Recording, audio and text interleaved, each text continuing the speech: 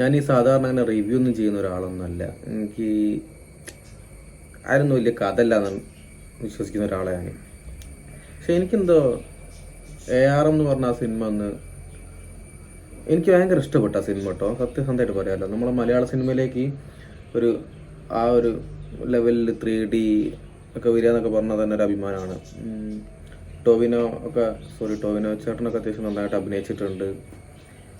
Overall നോക്കുകയാണെങ്കിൽ അടിപൊളി പടമാണ്.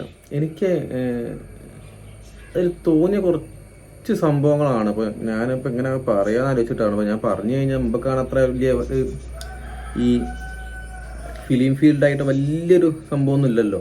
പക്ഷെ നമുക്ക് ചെറിയ ചെറിയ ഡൗട്ടുകളാണ്. ആ ഡൗട്ടുകൾ ഒന്നിപ്പോൾ ഈ മണി എന്ന് പറഞ്ഞ ക്യാരക്ടർ ഒരു രത്നങ്ങളൊക്കെ എടുത്തിട്ട് അങ്ങോട്ടും ഇങ്ങോട്ടും നീക്കുന്നുണ്ടല്ലോ, എന്നിട്ട് ഉള്ളിലേക്ക് കയറുന്നുണ്ട്.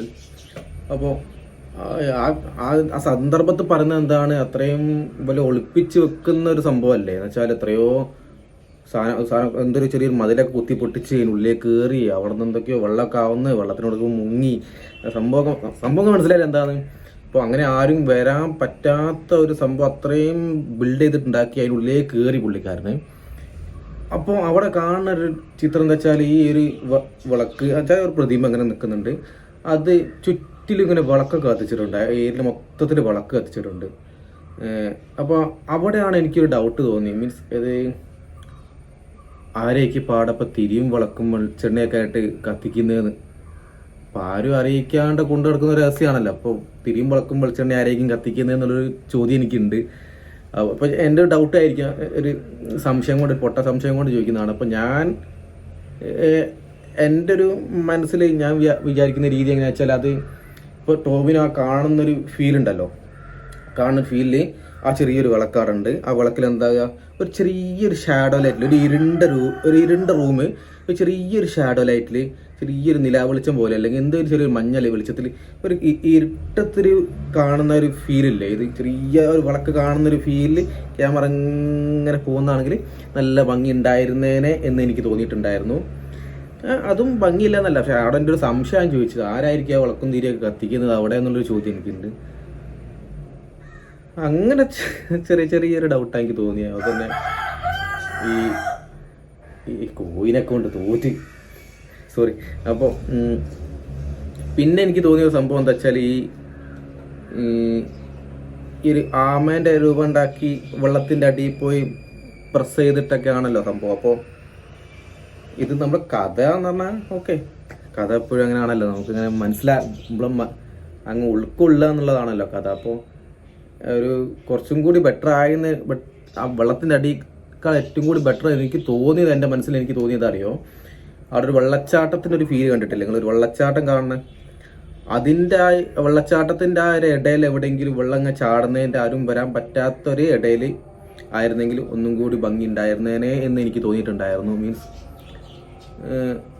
ആകുമ്പോൾ വെള്ളച്ചാട്ടത്തിൻ്റെ ആ ലെവലിലേക്ക് ആരും പോലല്ലോ, അപ്പം അതിൻ്റെ ഉള്ളിലേക്കോ അല്ല ആ വെള്ളച്ചാടുന്നതിൻ്റെ ഈ ഒരു ഭാഗത്ത് അങ്ങനെയൊക്കെ ആണെങ്കിൽ അത്യാവശ്യം ഭംഗി ഉണ്ടായിരുന്നു. ഇത് ഭംഗിയില്ല നല്ലോട്ടോ പറഞ്ഞത്, ഭംഗിയൊക്കെ ഉണ്ട്. അടുത്തത് എനിക്ക് തോന്നിയത് എന്താ വെച്ചാൽ, നമ്മൾ സിനിമ എന്ന് പറഞ്ഞ ഒരു മാർക്കറ്റിംഗ് ആണല്ലോ, ഒരു മാർക്കറ്റിംഗ് ആണല്ലോ സിനിമ എന്ന് പറയുന്നത്. അപ്പോൾ ഈ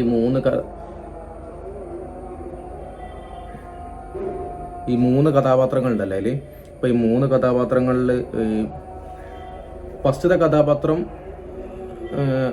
ഞാൻ പറഞ്ഞു എന്താ വെച്ചാൽ, ഞാനങ്ങനെ ടോവിനോ ചെയ്തതിന് മോശമായിട്ടൊന്നല്ല കേട്ടോ പറഞ്ഞു വരുന്നത്. അപ്പോൾ പുള്ളിക്കാരൻ ചെയ്ത അടിപൊളിയായിട്ടുണ്ട്. പക്ഷെ നമ്മളൊരു മാർക്കറ്റിംഗ് വെച്ച് നോക്കുകയാണെങ്കിൽ ഈ മണി എന്നുള്ള ക്യാരക്ടർ ടോവിനോ വെച്ച് ചെയ്തോട്ടെ, ബാക്കി 2 ക്യാരക്ടറല്ലേ മലയാള സിനിമയിലെ മറ്റേതെങ്കിലും നടന്മാർ ചെയ്തിട്ടുണ്ടായിരുന്നെങ്കിൽ എങ്ങനെ ഉണ്ടായിരിക്കും എന്ന് ഞാൻ ചിന്തിച്ചിട്ടുണ്ടായിരുന്നു. മീൻസ് 3 ടോവിനോ തന്നെ ചെയ്യുമ്പോൾ മീൻസ് ഇപ്പോൾ ഒരു ഫാമിലി ബാക്ക്ഗ്രൗണ്ട് വരികയാണെങ്കിൽ തന്നെ എല്ലാവർക്കും ഒരേ സെയിം മുഖം തന്നെ ആയിരിക്കണം എന്ന് നിയമമൊന്നും ഇല്ലല്ലോ. നമ്മൾ പണ്ട് മുതലേ പഠിച്ചു വരുന്നൊരു കഥയല്ലേ എല്ലാവർക്കും സെയിം മുഖം തന്നെയാണെന്നുള്ളത്. അപ്പോൾ നമ്മളൊരു മാർക്കറ്റിംഗ് കൂടി നോക്കുകയാണെന്നുണ്ടെങ്കിൽ എനിക്ക് തോന്നിയത് ഈ ഫസ്റ്റത്തെ ഒരു കഥാപാത്രം ഒരു അത്യാവശ്യം പോപ്പുലറായിരിക്കുന്ന ഒരു നടന് കൊടുത്തിട്ട് രണ്ടാമത്തെ മണിയൻ ടോവിനോ ചെയ്യുന്നു, പിന്നെ അടുത്ത കഥാപാത്രം വേറൊരാൾ ചെയ്യുന്നു. അപ്പം അങ്ങനെ ആയിരുന്നെങ്കിൽ അത്യാവശ്യം ഒന്നും ഇതിനേക്കാൾ കൂടുതൽ മാർക്കറ്റിംഗ് ഉണ്ടാവില്ല എന്നുള്ളൊരു ചോദ്യം എനിക്കുണ്ട് കേട്ടോ. ഇതൊക്കെ എൻ്റെ ഓരോ പൊട്ടബുദ്ധികളൊക്കെ തോന്നുന്നതായിരിക്കും. എന്തായാലും ബാങ്ക് കൊടുക്കുന്നുണ്ട്, അപ്പോൾ ഞാൻ നിർത്താണത്. ശരി.